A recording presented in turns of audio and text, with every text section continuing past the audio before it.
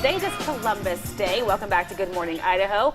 Well, if you caught some movies this weekend, it seemed like there was a mixed bag out there. And Bob Richards, our movie critic here, reviewing two of them. And like we said, mixed bag. But it seems like October is kind of the month where people are making that last push, maybe, for Oscars? Oh, this next 3 months we'll get. Oh, the whole there you go. That's hey. right. But it's really starting right now, and a lot of people are going to see Gravity. It has yet to touch the ground as high-flying space movie continue to draw huge audiences in its second week, pulling in $44.3 million and crossing the $100 million mark. Captain Phillips did respectable business in its first week with $26 million, taking second place on the box office chart. Cloudy with a Chance of Meatballs 2 was third, and the week's other new release, Machete Kills, took in a week $3.8 million for fourth place.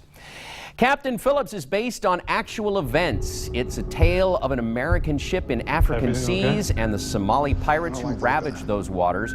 It's a real nail-biter if you know nothing about it going in. Since it's a true story, familiarity with it takes much of the tension away since you know how it turns out.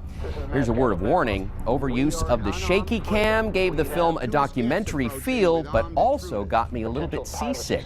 All that aside, the film contains some of Tom Hanks' strongest acting in years. He'll easily get nominated for Best Actor, and the film should end up with a Best Picture nod. Other acting in the film has less precision, but is passable. Aye, aye, Captain. 4.5 stars out of 5. A bad directorial decision opens up Machete Kills. Director Robert Rodriguez places at the beginning what should have been at the end.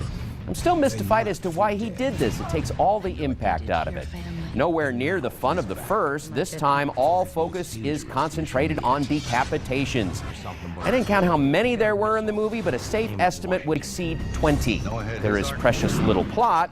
There is lots of fake-looking digital blood. Seriously, this looks terrible. Would filmmakers just stop? It's not fooling anyone. Most of the so-called stars of the film have what amount to nothing but extended cameos. Jessica Alba's time on the screen probably adds up to 2 minutes. Oh, and was that Lady Gaga? I couldn't tell. She was on, and then she was off. Sofia Vergara's breast guns did more actual acting than anyone else in the film. Too bad, it looks like there'll be another. Machete Kills is dead on arrival. 2 stars out of 5. For my reviews, a look at this week's DVD and Blu-ray releases and more, head over to my website, bobrichardsmoviereviews.com, or link to it at IdahoOnYourSide.com. All right, interesting ones. Gravity's still #1, though. Yep, and it's deserving. Yeah, and I would love to see Tom Hanks get that nod as well for acting. I think he will. I'm excited for Captain Phillips. Thanks a lot, Bob. Right now, your time 6:43. Still ahead, tensions are boiling over in the nation's capital. The riots sparked by the government's ongoing shutdown are next. And speaking of riots, take a look at this. The college party that got completely out of hand in Washington this weekend.